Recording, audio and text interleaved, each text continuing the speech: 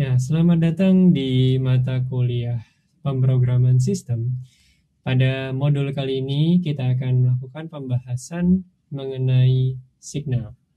Seperti kita sudah pelajari ya bahwa komunikasi antar proses di dalam suatu sistem operasi bisa dilakukan dengan beberapa cara. Ada namanya RPC atau Remote Procedure Call, ada yang namanya socket yang kalian sudah pelajari di mata kuliah jaringan komputer, ada juga yang namanya sinyal. Pada pembahasan kali ini kita akan membahas bagaimana sinyal bisa kita produksi untuk bisa berkomunikasi antara satu proses dengan proses lainnya. Oke, saya akan coba mulai dari gambaran sedikit apa itu sinyal ya. Seperti kita tahu sebelumnya kita sudah membahas mengenai shell, dan pembahasan ini ada di buku pada chapter 20 yaitu mengenai sinyal ya. Dan ada beberapa nanti ada beberapa hiburan di sini ya. Jadi mungkin ada beberapa lirik yang menggambarkan bagaimana kita memberikan sinyal kepada sistem operasi. Nah, di sini kalau kita lihat ya, jadi biasanya kita bisa memberikan sinyal ya untuk menginterupsi proses lainnya.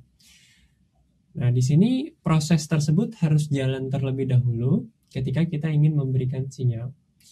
Mungkin kebanyakan yang kita tahu bahwa ketika kita meng-kill suatu proses ya menggunakan menggunakan kill ya, menggunakan command kill, itu sebenarnya kita menginstruksikan pengiriman sinyal. Nah, sinyalnya dalam bentuk apa? Apakah sinyal terminate ya, apakah sinyal quit ya. Jadi pada saat kita melakukan atau bisa dibilang pada saat mengeksekusi command kill, sebenarnya kita mengirimkan sinyal ya. Filosofisnya adalah kita mengirimkan sinyal. Jadi bukan kita membunuh suatu proses. Kalau kita bilang sinyalnya adalah sinyal terminate, ya kita membunuh suatu proses. Tapi pada filosofisnya adalah kita memberikan sinyal kepada proses tersebut ya. Nah, di sini kalau kita lihat ya, sinyal merupakan notifikasi kepada suatu proses bahwa event telah muncul ya.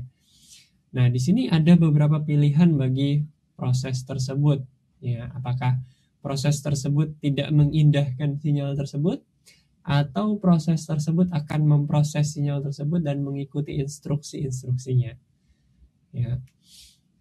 Oke, kapan kernel itu mengenerate sinyal ya? Misalnya yang pertama adalah hardware exception muncul ya. Berarti ada kesalahan atau bisa dibilang error pada hardware yang kita miliki. Atau kita mengetikkan ya special character ya, misalnya Ctrl Z ya, atau Ctrl C di terminal kita. Yang biasanya kita lakukan, kita mau quit dalam suatu program, kita bisa Ctrl C atau Ctrl Z. Sebenarnya itu kita mengirimkan sinyal gitu. Jadi pada dasarnya ketika kita ingin membunuh proses, itu sebenarnya kita mengirimkan sinyal kill ya, sinyal apakah itu sinyal terminate ya, apakah itu nanti sinyalnya benar-benar harus mematikan program tersebut, atau nanti kita akan coba belajar bagaimana kita mengirimkan sinyal ya, literally benar-benar mengirimkan sinyal dan tidak membuat proses tersebut mati gitu. Jadi pada saat kita menggunakan command kill, itu sebenarnya kita melakukan pengiriman sinyal. Ada juga sinyal itu di-generate ketika suatu event di dalam software itu muncul ya. Jadi ya ini bisa dilakukan ya ketika kita menjalankan suatu program, lalu program tersebut mendefine ketika ada sinyal A, maka dia akan mencoba untuk melayani sinyal tersebut dengan beberapa functionnya. Nah, di sini ketika pengiriman sinyal tersebut dilakukan ya, action yang dilakukan itu bisa macam-macam.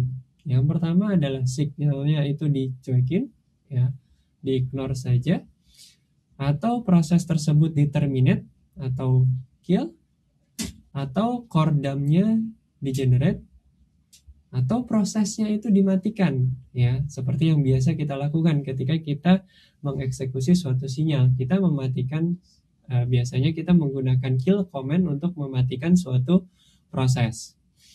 Lalu eksekusi dari proses itu dilanjutkan, ya, atau di pause terus dilanjutkan setelah sementara di stop. Ya, kalau kita lihat main signal, ya, ini adalah beberapa yang bisa kita lihat dokumentasinya di dalam Linux, ya, Unix. Nah, di sini ada beberapa jenis sinyal. Yang pertama adalah signal hang up atau value-nya 1. Terus ada sigint, ya, interrupt dari keyboard itu dengan value-nya integer-nya 2. Ada juga sig quit, ya, quit from keyboard dengan value-nya 3 di sini. Ada juga sig kill, ya, yaitu illegal instruction. Terus ada sig abort, ya, abort signal. Sig FPE, floating point exception. Terus ada sig kill, yaitu benar-benar kita mengkill suatu sinyal. Jadi kalau kita ingin benar-benar mengkill atau membunuh suatu proses, kita menggunakan kill -9. Biasanya yang dilakukan adalah kill -9 terus PID-nya. Terus ada segv, invalid memory reference, dan sigpipe, ya, di 13, ya, broken pipe. Lalu ada 14 timer signal from alarm, 15 termination signal atau sigterm. Jadi di sini ada beberapa kategori. Ada term artinya terminate, ya. Term ini artinya termination dari program tersebut, ya. Ada juga yang tidak menterminate, ya. Ada juga yang stop proses, ya. Jadi kalian nanti bisa mencoba beberapa signal ini, ya, agar kalian bisa mengetahui kira-kira option yang bisa kita lakukan atau kita utilisasi di dalam sinyal. Dan kita bisa mendefine di sini sig user 1, sig user 2, user define signal 1, dan user define sinyal 2. Nah, di sini ada beberapa signal yang tidak bisa di-count, block, atau di-ignore. Ya, jadi kata-katanya di sini adalah signal sig kill -9, sig stop, ya. Di sini tidak bisa ditangkap, di-block atau di-ignore. Jadi tadi kalau kita benar-benar ingin membunuh suatu proses, lakukanlah dengan sig kill atau sig stop, ya.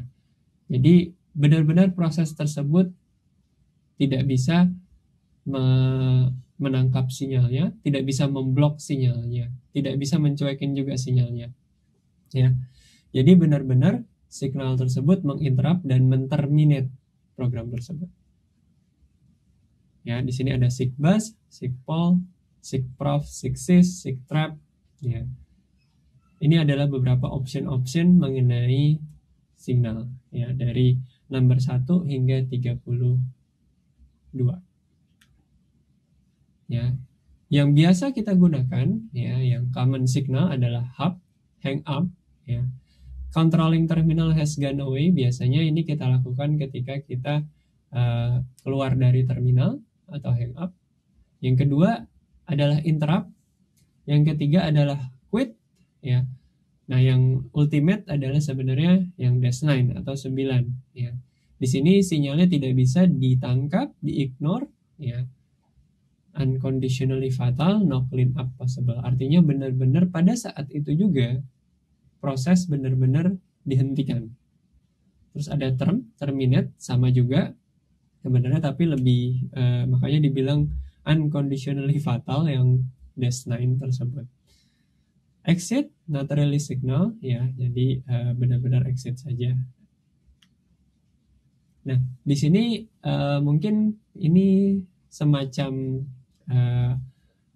kalau kita lihat ada error yang terjadi, ya, ketika terdapat error pada browser kita. Misalnya kita browsing, terus ada beberapa ActiveX yang error, atau beberapa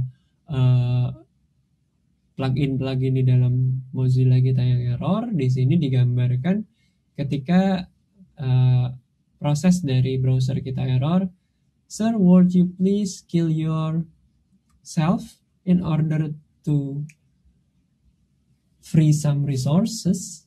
Nah, di sini minta izin dulu. Ya, sama di bawahnya. "Sir, saya minta tolong untuk matikan proses Anda agar resource-nya bisa dipakai karena error." Terus yang ini juga, "Sir, tolong matikan prosesnya." Ya, misalnya ini adalah kernel. Tapi 1, 2, 3 tidak diindahkan, akhirnya blue screen. Ya mungkin ini blue screen-nya blue screen model lama. Kalau sekarang kan ada gambar orang senyum, tapi ini adalah blue screen model lama. Dan biasanya kalau Unix ya dia ketika ada proses yang tidak bekerja dengan baik, kita bisa pada saat itu juga kita kill. Entah itu dengan terminate atau dengan kill -9.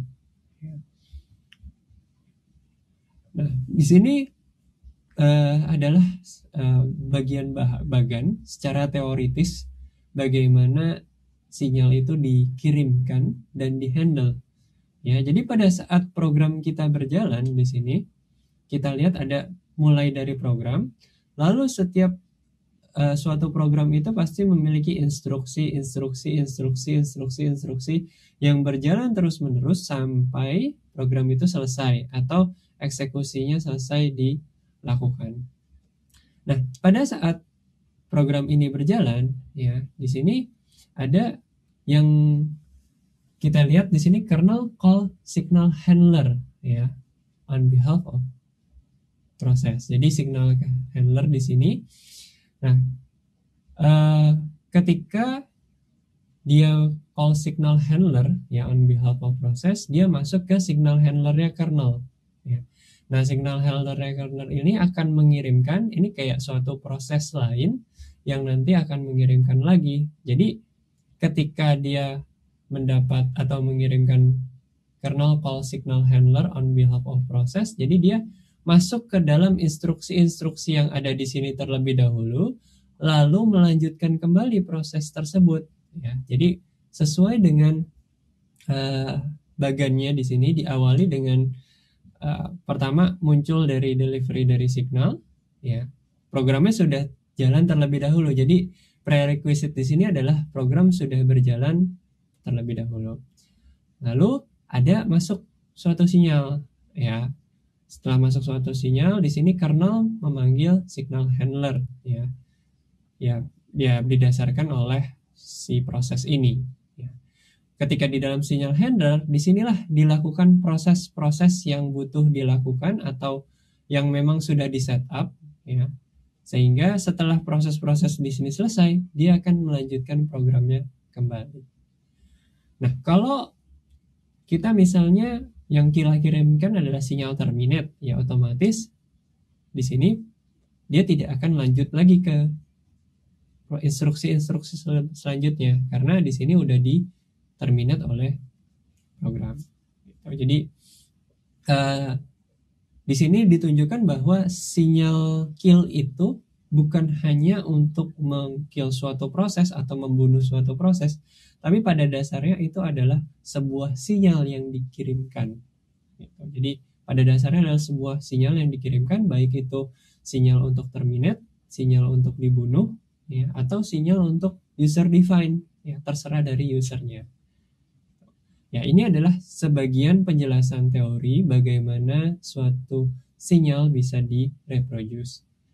Pada modul berikutnya, nanti kita akan coba praktek bagaimana suatu sinyal bisa kita create dan kita bisa berkomunikasi menggunakan sinyal di dalam satu hardware. Ya. Biasa orang menyebutnya inter-process communication. Ya. Sinyal bisa digunakan sebagai media untuk berkomunikasi antar satu proses dengan proses yang lain. Seperti kita ketahui bahwa kita bisa berkomunikasi dengan proses yang lain di beda komputer dengan cara menggunakan soket. Ya, kalian mungkin sudah belajar di jaringan komputer mengenai soket programming. Soket tersebut diinisialisasi, punya proses di dalamnya, di komputer lain diinisialisasi juga, punya proses di dalamnya, lalu dibuka soketnya dengan port tertentu lalu berkomunikasi satu sama lain. Ya. Namun di sini yang kita lakukan adalah bagaimana nanti kita bisa mencoba untuk berkomunikasi antar satu proses dengan proses yang lain secara sederhana. Oke, mungkin untuk modul ini sampai di sini dulu ya. Terima kasih atas perhatiannya.